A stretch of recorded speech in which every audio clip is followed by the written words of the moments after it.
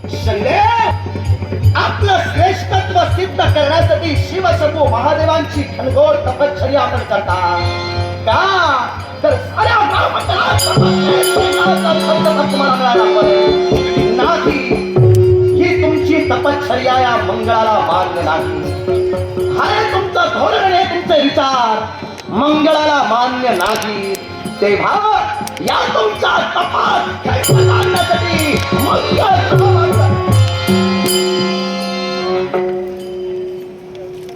आश्चर्य. शनिदेव तर तपश्चर्येत मग्न आहे. मग असं असताना त्यांच्या सेवेसाठी या स्थळी मला एक स्त्री दिसते. नेमका प्रकार काय जाणून घेणं गरजेचं आहे. प्रणाम. प्रणाम. आश्चर्य वाटलं. आश्चर्य? माझी ओळखी कदाचित आपल्याला झालेली नसेल. मी थोडक्यात माझी ओळखी आपल्याला करून देऊ इच्छितोय. नवग्रहांचा जो सेनापती, नवग्रहात ज्याचा सेनापती तो हा मंगळदेव सांप्रत तुमच्या नेत्रासमोर उभा आहे. कल्याण होईल. पराक्रमाचा कारण असताना मंगळदेव आपल्याला आशीर्वाद देतोय. सदैव विश्वाच्या आसमंतात आपल्या कीर्तीचा डंका सदैव नाचला जाईल. नाट्य एक नाट्यप्रेमी साठी इथपर्यंत माझं आगमन झालं होतं. शनिदेव तर नेत्रासमोर मला दिसताय, पण त्यांची स्थिती जर का पाहिली तर ते खऱ्या अर्थानं परमेश्वराला आत्मसात करण्यासाठी ध्यान खाण्यात निमग्न आहे. मग असं असताना भक्तीत त्यांच्या व्यक्तयांना मला तरी इष्ट वाटत नाही, पण त्यांच्या सेवेसाठी एक स्त्री मला दिसते. आपली ओळखी समजू शकेल का? एक गंधर्व कन्या. देवतांच्या दरबारात जे प्रमुख गायक, ज्यांचा संगीताचा गाडा अभ्यास, ज्यांचं गायनावर प्रभुत्व असे चित्ररथ गंधर्व यांची कन्या नीलमंदा नाव माझी. निश्चितच आपलं नाव ऐकलं, आपली ओळखी झाली. पण आश्चर्य कोणत्या गोष्टीचं वाटलं माहितीये का? शनी महाराज तर तप ध्यानाने खऱ्या अर्थानं विमग्न आहे. मग असं असताना आपण या स्त्री त्यांच्या सेवेसाठी मला दिसतात. नेमका आपला सेवेचा उद्देश मला समजू शकतो. उद्देश आहे का? माझं एक मनोगत होतं. मनोगत? आणि ते माझं मनोगत पूर्ण झालं. मनोगत आपलं ऐकूया. कारण आजपर्यंत मी संघर्ष केले, पण प्रत्येक संघर्षात मीच विजयी ठरले. आज तेव्हाच मी मनात ठरविलं, मला जो पराभूत करेल त्याच्याशी मी विवाह करणार. आणि आता आमचा दोघांचा संघर्ष झाला. आणि या संघर्षात काय या संघर्षात मी स्तब्ध झाले. हे त्यांच्यासमोर बोलणं अशक्य झालं. आणि तेव्हा माझा जो पण होता तो पूर्ण झाला. पण आजपर्यंत जे कोणाला जमलं नाही ते आज झालं. आणि ती माझी गुप्त प्रतिज्ञा, माझी गुप्त इच्छा होती, ती मी त्यांना सांगितलं. त्यानंतर त्यांनी सांगितलं की तुझ्या इच्छेप्रमाणे मी लग्न करीन, पण आता नाही. मी महान तप करणार आहे. 12 वर्षांसारखा प्रदीर्घ कालावधी लागेल, तोपर्यंत तुला थांबावं लागेल. मी त्यांना सांगितलंय 12 वर्षच काय, मला तुमची प्राप्ती व्हायला हवी, म्हणून मी कितीही कालावधी थांबायला तयार आहे. आणि म्हणून त्यांचं तप चालू आहे, मी इथं सेवेला उभी आहे. आणि म्हणूनच त्यांचा तप जोपर्यंत पूर्ण होत नाही तोपर्यंत आपण त्यांच्या सेवेसाठी इथं थांबणार आहात. आणि म्हणून भविष्यात तुमचा विवाह होणार आहे, म्हणून पत्नीचं कर्तव्य तुम्ही या क्षणी असं पार पाडता. लग्नाच्या पूर्वीच पत्नीचं कर्तव्य पूर्ण करते. ठीक, स्वाभिमान वाटला आपल्याबद्दल. तेव्हा शनिदेव या क्षणी तर तपध्याने. पण त्यांना मी सांगितलं, मी तुम्हाला स्पर्श करणार नाही, बरं, मी फक्त तुमची सेवा. म्हणजे मर्यादा सुद्धा तुम्ही पाळता. मग काही हरकत नाही.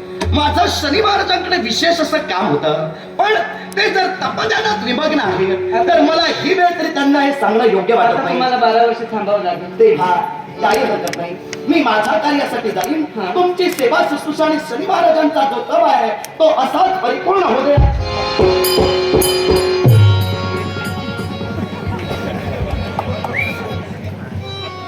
मंगळ देवते कार्यासाठी आलास ते कार्य इथंच त्यागून जातोयस का? हीच नामी संधी आहे. अरे ही नीलमंदा तुझ्यासाठी खऱ्या अर्थानं उपयोगी ठरेल. आणि यासाठी मंगळाची मंगळ पिढा या नीलमंदापासून मी सुरुवात करेन. आणि माझाही निलेश हॅलो येतो. काय झालं? 12 वर्ष झाली. नाही नाही, 12 वर्षाचा प्रदीर्घ काळ अजून झाला नाही. नाही, तुम्ही आता सांगून गेला होता. आता काही म्हटलं नाही म्हणणं तुमचं रास्त ठरू शकेल. मी तुम्हाला काय सूचित केलं होतं? जर तप त्यांचा आहे तर 12 वर्ष चालणारा हा तप असाच राहू द्या. त्यांना तपातून तपभंग करणं मला इष्ट वाटत नाही. आता तुम्ही आला. आणि म्हणून हा. मी खऱ्या अर्थानं माझ्या स्वस्थाने जात होतो. एवढ्यात थांबलो. हा वेळ काही निमिषांचाच होता. 12 वर्ष जाण्याचा प्रश्न झाला नाही. मला वाटलं मी कशी जरा बरं. त्यांच्या भक्ती तदात्म आहे. काही हरकत नाही. पुन्हा मध्ये जाग येते मला. मी तुम्हाला समजू शकतो. हा. तेव्हा या क्षणाला तुम्हाला काही क्षणांचा हा अवधी 12 वर्ष झाल्यासारखा वाटू लागला. कारण तुम्ही सेवेत त्यांच्या एवढ्या विमग्न झालेला हो. आहात की इतरत्र कोणत्याही गोष्टीचा विचार तुमच्या मनाला शिवत नाही. नाही. याबद्दल मी तुमचं कौतुकच करतोय. पण थांबलो याच्या मुळाशी कारण काय माहितीये का? मी म्हणतोय म्हणून नव्हे, तुम्ही योग्य तो विचार करा. कारण तुमची बोलण्याची पद्धत, तुम्ही माझं कौतुक केलं जाता. तुमचंच कौतुक छान, केलं. सुंदर. कारण तुमच्या व्यतिरिक्त फक्त शनी महाराज बरं, आहेत आणि बरं. ते तर तपोधानात खऱ्या अर्थानं कौतुक निमग्न आहेत. आवडत असतं. तुम्ही माझं कौतुक केलं तेव्हा तेव्हा आता थांबलो याच्या मुळाशी असणारं कारण सरळ आणि स्पष्ट शब्दात मी आपल्याला कथित करू इच्छितो. हा शनी महाराजांबरोबर लग्न करण्याचा जो तुम्ही निर्णय घेतला, हा. या निर्णयाशी ठाम आहात. ठाम आहे. ठाम आहात. पण मला तरी असं वाटतंय, तुमचं भवितव्य जर तुम्हाला उज्ज्वल घडवायचं असेल, हा तुमच्या भविष्यात पुढे येणाऱ्या अडचणींना तुम्हाला जर सामोरं जायचं नसेल तर हीच योग्य वेळ आहे. काय? यावेळी योग्य तो तुम्ही विचार करणं गरजेचं आहे. असं मी का म्हणतोय? मी माझ्या स्वार्थाचा विचार करत नाही, तर भविष्य तुमचं सुखकारक व्हावं म्हणून तुम्हाला सांगतोय. शनिदेव 12 वर्ष तपश्चर्या करणार आहे. पण तपश्चर्येला बसणारा योगी पुरुष किंवा एखादी देवता तपाचा आपल्या भंग कधी करते? ज्यावेळी त्याचा इच्छित कार्यभाग सफल होईल त्यावेळी. जर शनिदेवतेंचा इच्छित कार्यभाग सफल होण्यासाठी 12 वर्षापेक्षा अधिक वर्ष जर लागली तर तोपर्यंत तुम्ही विवाहासाठी तर थांबणार आहात, कारण तुम्ही मनाचा निर्धार केलेला आहे. हो, बरोबर. तेव्हा मला तरी असं वाटतंय, काय? शनी महाराजांची लग्न करण्याचा विचार तुम्ही सोडला तर बरं होईल. याच्या मुळाशी कारण काय माहितीये का? मी पुन्हा सांगतोय, मी माझ्या स्वार्थाचा विचार करत नाही आणि यातून मला काय निष्पन्न करायचंय. फक्त तुम्ही माझ्या बरोबर आपुलकीला ज्या स्वरात बोललात त्यानुसार तुम्हाला सांगतोय, नीलमंदा, शनी महाराजांचा विचार सोडून द्या. विश्वात अनेक असे देव देवता आहेत, अनेक असे रूपवान पुरुष आहेत. शनी देवतेंपेक्षाही सवाई पराक्रमी आणि सर्वश्रेष्ठ देवता आहेत. तेव्हा तुमच्या सौंदर्याकडे जर का पाहिलं तर या विश्वात तुम्हाला कुणीही नकार देणार नाही. तेव्हा कृष्णवर्णीय असणाऱ्या या शनी महाराजांशी लग्न करण्याचा विचार तुम्ही सोडून एखाद्या चांगल्या देवतेशी खऱ्या अर्थानं संसार थाटत आपल्या जीविताचा जर का उत्कर्ष साधला तर बरं होईल. ही योग्य वेळ आहे म्हणतोय मी. तुम्ही विचार करा, मी माझा मनात सांगत नाही. नाही, कळलं मला. कारण नसताना एखादं केव्हा कोणीतरी स्तुती करत असतो ना, तेव्हा समोरच्यानं लक्षात घ्यायला हवं काहीतरी आहे हे. म्हणजे कारण नसताना एखादी व्यक्ती समोर जाऊन तिची जर स्तुती करत असेल तर काहीतरी आहे हे मी सांगायला नको. आणि दुसरी गोष्ट काय, तुम्ही पहिल्यांदा आलात, माझ्याजवळ चौकशी केली की शनिदेव तपश्चर्येला बसलेत, त्यांच्याजवळ काम होतं. हां, पुन्हा तुम्ही आलात आणि मला सांगायला सुरुवात केली. नेमकं तुमचं काम कोणाजवळ होतं? माझं कार्य नेमकं शनिदेवतेंपर्यंतच होतं. हा. पण शनिदेवतेंच्या भेटीसाठी येत असताना नीलमंता आपली आणि माझी ग्रंथिका होईल याची कल्पना सुद्धा मला नव्हती. पण तुम्ही भेटलात म्हणून तुम्हाला सांगतोय, शनिदेवतेंच्याशी तुम्ही विवाह करण्याचा विचार करतात. अहो, जरा विचार करा, ज्यांच्या वक्र दृष्टीमुळं प्रत्यक्षात सूर्य देवतेला सुद्धा पुष्ट आलं, ज्यांच्या वक्र दृष्टीमुळं सूर्य देवतेच्या रथाचा अश्व आंधळा झाला, अर्थात हीच वक्र विचित्र दृष्टी उद्या जर तुमच्यावर त्यांची पडली तर तुमच्या सुखी संसाराची जी वाटचालीची स्वप्न तुम्ही रंगवतात ती स्वप्न कुठंतरी बेचिराग होतील. तेव्हा वेळ गेलेली नाही, अजूनही विचार करा. शनी महाराजांचा विचार सोडा आणि नंतर विवाह करा. झालं तुमचं बोलून? आता मी तुम्हाला सांगते. बोला. तुमचं जर बोलून झालं असेल तर तुमचं आणखी दुसरं काहीतरी कर्तव्य असलं तर ते करा, इथं थांबू नका. त्याचं कारण असं, माझ्या मनातील मनीषा पूर्ण झाली. आजपर्यंत जी इतकी वर्ष जी गुप्त माझी प्रतिज्ञा होती, जी माझी इच्छा होती ती पूर्ण होत नव्हती आणि नेमकी आजच पूर्ण झाली. म्हणून मी मनानं ठरविलं की मी त्यांच्याशी लग्न करणार आणि त्यांच्याशी लग्न करणार हा माझा निग्रह आहे. आणि तुम्ही आता इथं येऊन मला सांगता काय हो, नेमकं तुम्ही माझ्या बऱ्यासाठी आलात की तुम्ही तुमच्या बऱ्यासाठी आला? नेमकं काय साधायचंय तुम्हाला? नीलमंदा. आणि असं जर असलं असतं, नेमकं माझं जर बरं करायचं तुमचा जर हेतू असला तर तुम्ही गंधर्वराज यांच्याजवळ गेला असता. कारण माझी पितृदेवता आहे, त्यांना तुम्ही समजुतीने 4 गोष्टी सांगितल्या असतात. कारण तुमच्या कन्येचा जो मार्ग आहे तो चुकीचा आहे, ते देव अशा पद्धतीचे आहेत असं सांगितलं असतं. पण त्यांच्याबद्दल आता मला खात्री झाली ते कोणत्या पद्धतीचे आहेत ते, आणि म्हणून मी त्यांचा स्वीकार केलाय. देवी नीलमंदा, हा. आपलं म्हणणं मी शांत चित्तानं ऐकून घेतलं, पण तुमच्या वडिलांपर्यंत मी गेलो नाही याच्या मुळाशी कारण होतं. ते कारण कोणतं? तर शनी महाराजांच्या भेटीसाठी येत असताना तुमची ग्रंथिका झाली. तेव्हा तुम्ही जेव्हा सांगितलं तेव्हा मला समजलं की तुम्ही मनाचा निर्धार केलेला आहात की खऱ्या शनी देवतेंशीच तुम्ही विवाह कराल. आणि म्हणूनच या क्षणाला मी तुम्हाला सांगितलं. जर ते आधीच मला माहीत असतं तर मी तुमच्या समजुतीसाठी आलोच नसतो. मी तुमच्या वडिलांना जाऊनच सांगितलं असतं. पण या क्षणी तुमच्या मुखातून मला ऐकायला मिळालं म्हणून थेट तुमच्या मला एक सांगा, कार्य केलं. एखाद्याचं लग्न ठरलेलं असेल, एखाद्याचा विवाह आता होणार, शब्द एकमेकांना गेला म्हणजे ते ठरलं, नेमकं लग्न ठरलं. मग ठरलेलं लग्न त्या विघ्न आणणं हे योग्य आहे का? ठरलेल्या लग्नात विघ्न आणणं हे योग्य की अयोग्य असा प्रश्न तुम्ही केला. माझ्या मतानुसार मी तुम्हाला सांगतोय, वैयक्तिक माझं मत. हा. ते मत कोणतं? तर ठरलेलं लग्न जर त्या लग्नात काहीतरी खऱ्या अर्थानं वितंडवाद होणार किंवा भविष्यातील संकटाची जाणीव ठरलेलं लग्न असताना लग्नाच्या बोल्यावर चढण्याआधी जर त्याची जाणीव होत असेल तर ठरलेलं लग्न मोडलेलं बरं असं मला वाटतं. पण एखाद्याने जर मनानं वरलं तर तो विवाह झाला. मनानं तुम्ही शनी महाराजांना वरला, हा. अर्थात तुमच्या मनोध्येयानुसार किंवा मनोधारणेनुसार तुम्ही जर म्हणत असाल की शनी देवताच माझे जर पती आहेत, हा. तर भविष्यात उद्भवणारी ही संकट मी तुम्हाला सांगण्याचं कार्य केलं. मग तुमचं जर जीवन तुम्हाला उज्ज्वल घडवायचं असेल, तुमचा भविष्यकाळ जर तुम्हाला सुखकारक साधायचा असेल तर ही वेळ लग्न मोडण्यासाठी योग्य नाही का? हे मला मान्य आहे तुम्ही काय बोललात, मी मान्य तुमचं मत करतोय. ठरलेलं लग्न मोडणं हे खऱ्या अर्थानं अनुचित कृत्य आहे.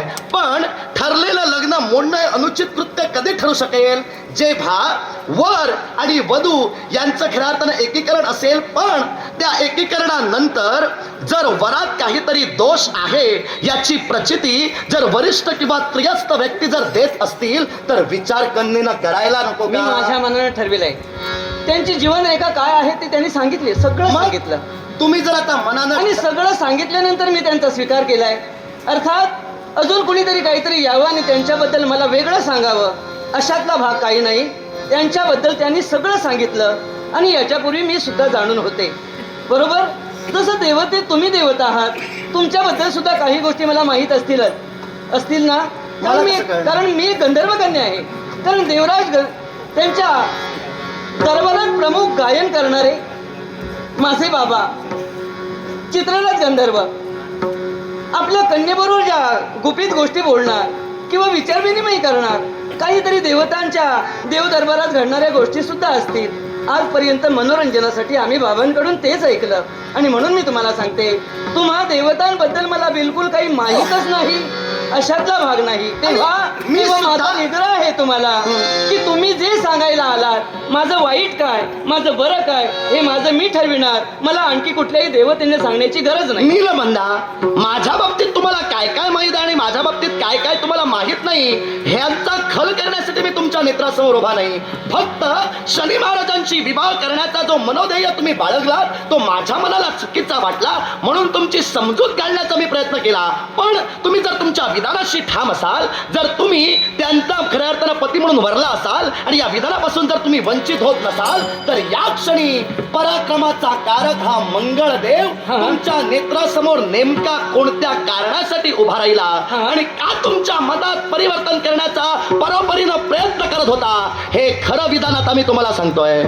देवी नीलमंदा, भविष्यातला तुमचा पती म्हणून ज्या शनिदेवतेची निवड तुम्ही केलात, या शनिदेवतेंनी सध्या जो तप आरंभलेला आहे, तो तप कशासाठी, तर साऱ्या ग्रह मंडळात त्यांना श्रेष्ठत्व प्रदान करायचं आहे. आणि त्यांच्या श्रेष्ठत्व प्रदान करणाऱ्या या विधानानुसार आम्हा ग्रहांचा कुठंतरी हा कमीपणा किंवा खालीपणा त्यांच्या या तपामुळे होतोय. तेव्हा मी इथं आलोय तो शनिदेवतेचा तपोभंग करण्यासाठी. जाणीला होता, कारण कारणाशिवाय कधीच क्रिया घडत नाही. देवराज, तुम्ही इथपर्यंत का आलात? तुम्ही मंगळदेव आहात आणि इथपर्यंत आलात, तुमचं स्थान कोणतं आहे हे सुद्धा मला माहिती आहे. तुम्ही जेव्हा माझी स्तुती करायला लागलात आणि त्यानंतर लग्नाविषयी सांगायला लागलात, तेव्हाच मला कळलं की तुम्हाला कुठेतरी कमीपणा वाटायला सुरुवात झालेली आहे. कारण शनी महाराजांनी जर अढळ स्थान असं प्राप्त केलं तर कुठेतरी तुमचं जे कर्तृत्व आजपर्यंत सिद्ध झालं त्याला कुठेतरी गालबोटलाय. आणि म्हणून तुम्ही तुमचं मोठेपण, इथं श्रेष्ठत्व कायम तसंच राहावं यासाठी तुम्ही हे सगळे प्रयत्न करता. निश्चित आताच माझा निर्णय झालाय. तुम्हीच काय, अजून कोणी जरी देव इथपर्यंत आले आणि त्याने जरी सांगितलं तरी सुद्धा मी माझ्या शब्दापासून कधीच वंचित होणार नाही. तुमच्या शब्दापासून वंचित होत नसाल तर ज्या उद्देशाला मी इथं पाऊलं टाकले आहेत तो माझा उद्देश सफल करायचा नाही. मी सुद्धा माघारी जाणार नाही. मग मी सुद्धा तुम्हाला तेच सांगते, काय तुम्ही कोणत्या पद्धतीनं तुमचा उद्देश सफल करणार आहात हे इथं मी सेवेला उभी राहिली, इथं उभी राहून मला पाहायचंय. मग बस, तुम्हाला समजावून सांगण्याचा मी प्रयत्न केला. वास्तविक वाद माझा तुमच्याशी नव्हता, पण खऱ्या अर्थानं माझ्या मार्गात जर तुम्ही प्रतिकारार्थ उभे राहत असाल तर माझ्या मार्गातला काटर शस्त्र करण्यासाठी यावेळी मी सेवा करत असताना तुम्ही जर यावेळी माझ्यावर शस्त्र उभारण्यासाठी प्रयत्न करत असाल तर मी सुद्धा यावेळी त्यांची पत्नी म्हणून तुमच्या बरोबर संघर्ष करीन, संघर्ष करीन, संघर्ष. अवगुण फुले अंतरी दिसती, अवगुण फुले अंतरी दिसती, करी चिंता त्याची, करी चिंता त्याची, करू नको निंदा कोणाची, करू नको निंदा कोणाची.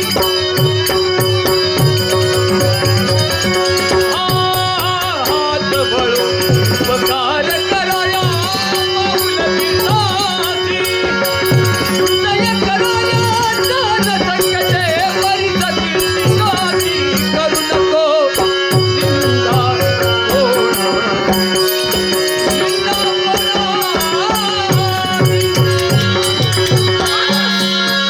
नीलमंदा, मंगळ ग्रहाला प्रतिकार केला, मंगळ ग्रहाच्या कार्यात व्यत्यय आणण्याचा प्रयत्न केला.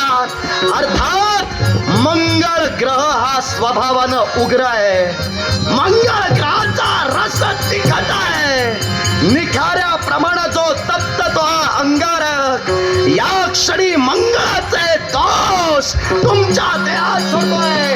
देवी नीलमंदा, मंगळ पिढीला समोर येता, मंगळ पिढीला समोर येता, मंगळ पिढीला समोर येता.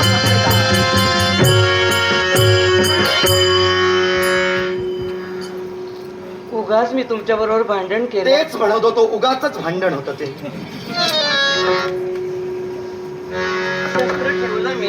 आणि निर्णय काय घेतला? तुम्ही एवढे चांगले आहात ना. होय तर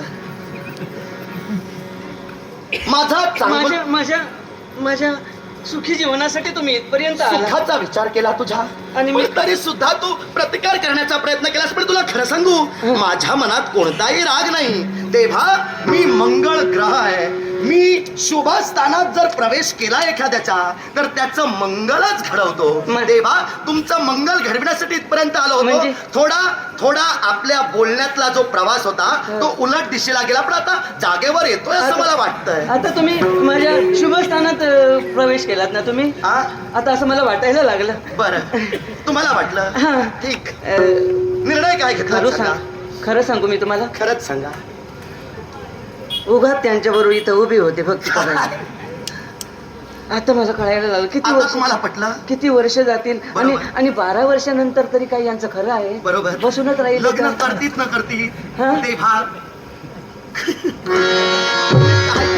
तुम्ही काय करा, यांचा विचार सोडा. काय तुम्ही हसता कशाला हो? यांचा विचार तुम्ही सोडा. हा? यांचा विचार सोडा.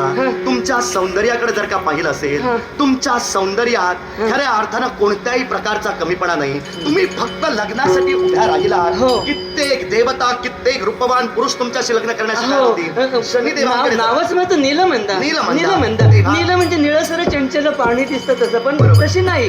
पाणी कसं निळसर दिसतं पण पाणी निळसर नसतं. बरोबर. पुढे मंदाचा अर्थ काय? शांत. बरोबर. शांत स्वभावाची. तेव्हा मला तरी असं वाटतंय, शनी महाराजांची तुम्ही एकनिष्ठतेने सेवा करतात, त्यांना मनातून तुम्ही पती म्हणून वरण्याचं कार्य केलं, तेव्हा शनी महाराजांचा विचार या क्षणाला तुम्ही सोडा. त्यांना पतीचं स्थान जे तुमच्या हृदयात तुम्ही दिलात ते स्थान या क्षणी काढून टाका आणि तुमच्या उज्ज्वल भवितव्यासाठी वाटचाल करा. म्हणतोय ही वेळ योग्य आहे. ही वेळ जर तुम्ही दवडलात तर भविष्यात संकटाला आव्हान द्याल. नक्कीच. आता मी माझ्या मनानं निर्णय घेतला. लग्न नाही झालं तरी हरकत नाही, पण यांच्याबरोबर लग्न नको. कारण तुम्ही जे मला समजून सांगितलं, तुम्ही ज्या पद्धतीनं मला माझं जीवन, माझं आयुष्य मला समजून सांगितलं, आभारी आहे मी आपली. आभार मानण्याची गरज नाही. हा. मी तुमच्या भविष्याचा विचार केला, तेव्हा तुम्ही बोलून मोकळे झालात. मंगळदेवतेच्या पद्धतीनं तुम्ही सांगितलात, त्यानुसार मी तुमच्या खऱ्या अर्थानं मताला आता संमती दर्शवते. तेव्हा माझी रसाळच ही वाणी आहे. नाही, तेव्हा रसाळ नुसती नाही, चांगली वाणी आहे ती. त्याच्यामुळे आम्हाला हे पटलेलं आहे. आमचं जीवन काय ते. तेव्हा आता मी काय करणार माहिती काय आहे? करणार तुम्ही? यांना इथेच भक्ती करू दे. मी आता निघाले. चला. इथं नाही थांबणार. चला. मी जाणार. तुमचं भविष्य उज्ज्वल तुम्हाला घडवायचं आहे. पण आज तुम्ही मला म्हणून माझ्यात असा हा बदल झाला. कल्याण होईल. तो माझ्या भवितव्यात चला. आहे. भवितव्य तुमचा उज्ज्वल घडवा. शनी महाराजांचा विचार सोडून द्या. हो, सोडून दिला. आणि आता एकच निर्धार, आणखी काही होऊ दे, पण आता यांच्या सेवेला मी थांबणार नाही. कारण एवढी 12 वर्ष आता राहायला मला जमणार नाही. मी बस! मंगळ देवते तुझ्या मार्गातील काटा तर दूर झाला. शनिदेव स्वतःच श्रेष्ठत्व सिद्ध करण्यासाठी